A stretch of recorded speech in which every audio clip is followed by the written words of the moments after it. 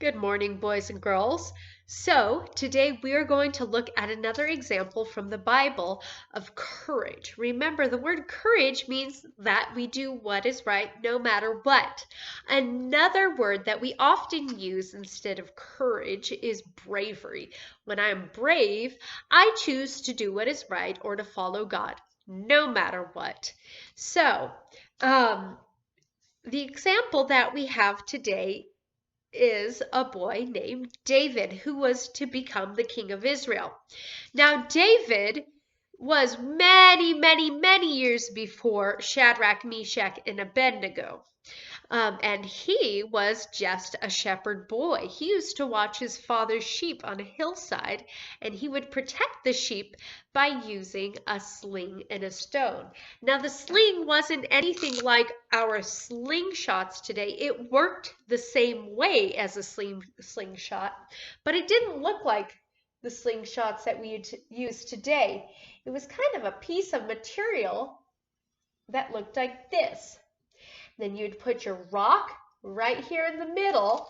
You'd grab these two sides here, sling it above your head and let go of one side, and the rock would fly out and would hit whatever it was you were aiming at. So kind of like a slingshot, but not exactly the kind that we have today. So David would protect his dad's sheep that way. There was a war going on between Israel and the Philistines at that time. And the Philistines had this great, big, giant challenge the Israelites. So the Israelites were on one side of a river and the Philistines were on the other side. And the big giant of a Philistine, he was so tall, he was 9 feet tall. His name was Goliath. He came up to the river and he said, well, I challenge you. What can your God do against me? And nobody was brave enough to come up and fight this giant. This giant was threatening Israel. He was insulting the one true God. So we're going to read about what David did to save the people of Israel. So David left the sheep with another shepherd and set out early the next morning with the gifts as Jesse had directed him. He arrived at the camp, the army camp, just as the Israelite army was leaving for the battlefield with shouts and battle cries. So David, his father's name was Jesse, and Jesse had 8 sons. David was the 8th and youngest son, and so he was out being a shepherd while his older brothers were at the army camp fighting for Israel. Well, camped along the side of the river for Israel. So David's father Jesse sent him with gifts to take to his brothers. David left his things with the keeper of supplies and hurried out to the ranks to meet his brothers. As he was talking with them, Goliath, remember the giant? Goliath, the Philistine champion from Gath, came out from the Philistine ranks.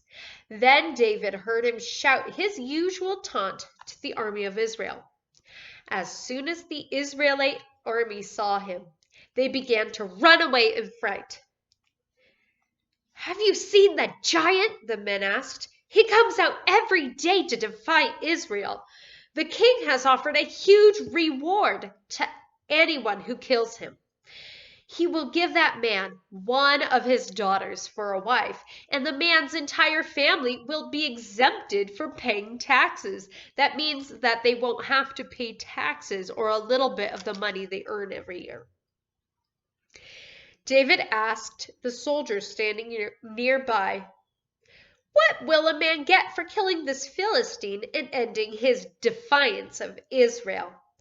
Who is this pagan Philistine anyway, that he is allowed to defy and insult the armies of the living God?" And these men gave David the same reply.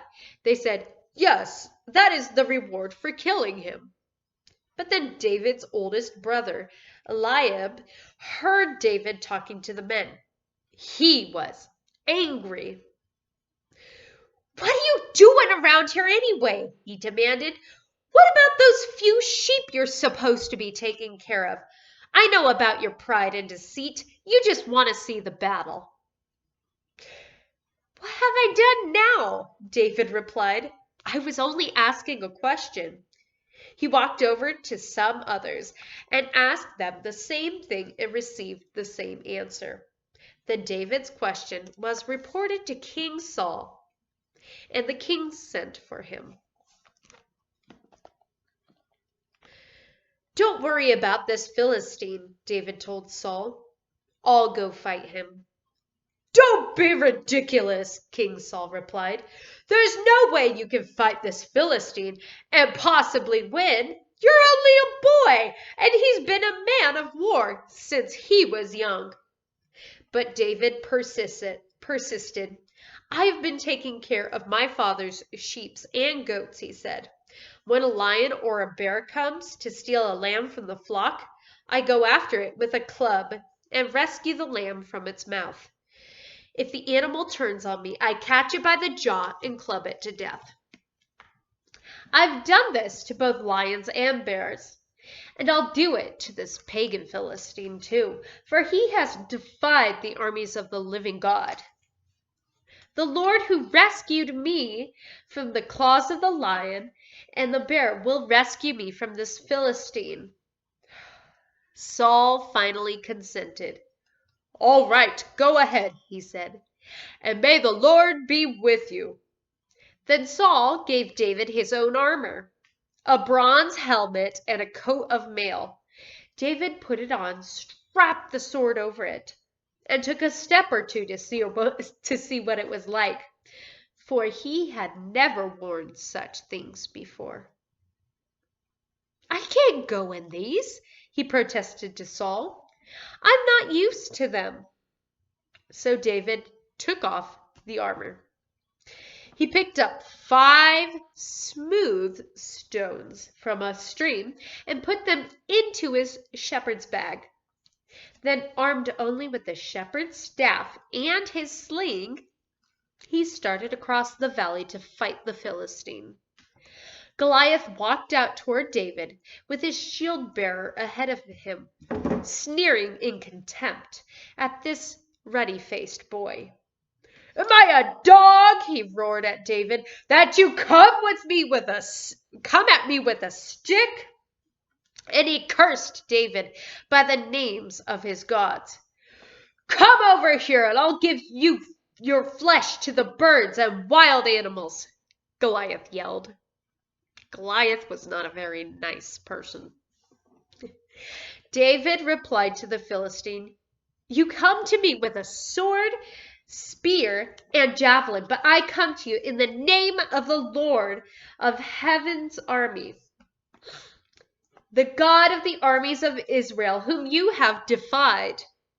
Today the Lord will conquer you, and I will kill you, and then we will go after your men and feed them to the birds and wild animals. The whole world will know that there is a God in Israel." And everybody assembled here will know that the Lord rescues his people, but not with sword and spear. This is the Lord's battle, and he will give you to us. As Goliath moved closer to attack, David quickly ran out to meet him. Reaching into his shepherd's bag and taking out a stone, he hurled it with his sling and hit the Philistine in the forehead. The stone sank in, and Goliath stumbled and fell face down on the ground. So David triumphed, or won, over the Philistine with only a sling and a stone, for he didn't have a sword. So Because David was courageous enough to protect the people of God, um, he was blessed. God kept him safe, and he was able to conquer Goliath and to win the battle over the Philistines. So, as we go about today, just remember and think about things you can do to act courageous for God, to be brave for God. That means doing things that might not feel comfortable, because David going out there with just a sling and a stone is kind of a scary thing. But he was brave and courageous and chose to rely on God. Okay, so I'll see you later and have a good day.